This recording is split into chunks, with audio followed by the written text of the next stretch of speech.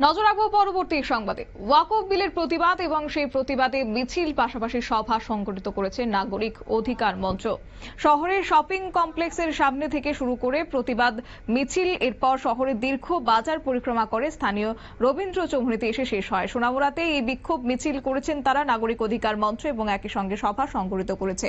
এরপর এই মিছিলে শহরের দীর্ঘ বাজার এলাকা পরিক্রমা করে স্থানীয় রবীন্দ্র চৌমুহনীতে এসে সমাবেশে অংশ নেয়। সমাবেশের এই আইনকে কালো আইন আখ্যা দিয়ে আইন প্রত্যাহারের দাবিতে আলোচনায় সরব হয়েছেন বক্তারা। কি বলছেন তারা শুনুন। আমাদের প্রয়োজন হলে আমরা আমাদের কাছে যেতে হবে।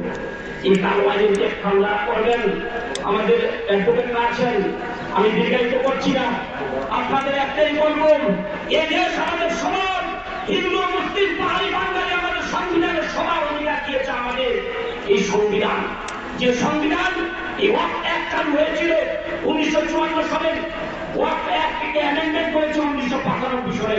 ভারতবর্ষের মুসলমানরা কখনো আওয়াজ করেনি। আবার অ্যামেন্ডমেন্ট অ্যাক্ট করেছে 2013-তে, মুসলমানরা কখনো এর বিরোধিতা করেনি। বিগত 12 বছর কোন মুসলমান সংগঠন, কোন মুসলিম ব্যক্তিত্ব ওয়াকফ অ্যামেন্ডমেন্ট অ্যাক্টের বিরুদ্ধে একটা আওয়াজ করেনি, কারণ জানে এই ওয়াকফ অ্যামেন্ডমেন্ট অ্যাক্ট আমাদের অধিকার দিয়েছে।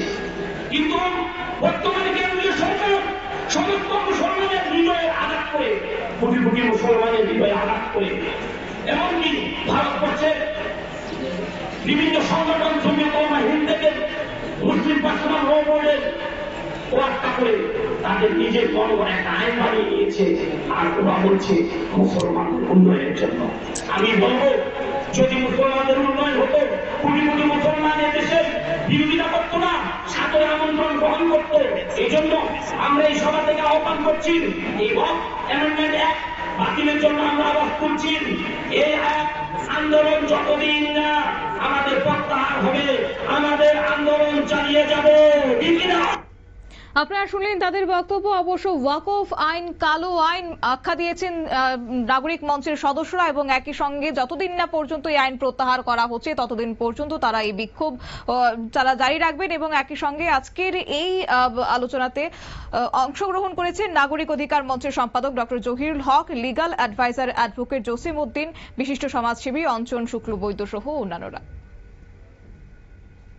নিচ্ছি ছোট্ট একটি বিজ্ঞাপন বিরতি, সঙ্গে থাকুন।